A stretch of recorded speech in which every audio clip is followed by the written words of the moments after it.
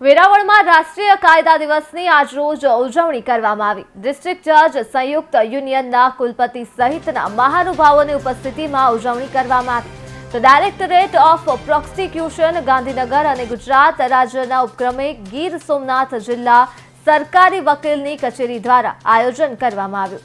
બંધારણ દિવસને અનુલક્ષીને ડિસ્ટ્રિક્ટ જજ ગઢવી સહિતના મહાનુભાવોએ પ્રાસંગિક ઉદ્બોધન કર્યા હતા।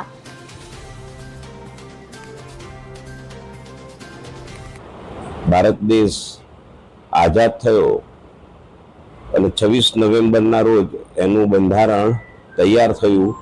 આપણે આજના દિવસને બંધારણ દિવસ તરીકે ઉજવીએ છીએ। સ્વતંત્રતા છે એ દરેક નાગરિકનો અધિકાર છે।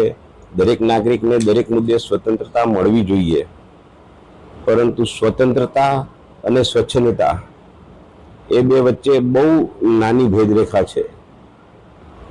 બંધારણ આપણી સ્વતંત્રતા સ્વચ્છંદતામાં ન પરિણમે એના માટે આપણને જાગૃત રાખવા માટેનો ખૂબ મહત્વનો, હું તો કહું કે ગ્રંથ છે।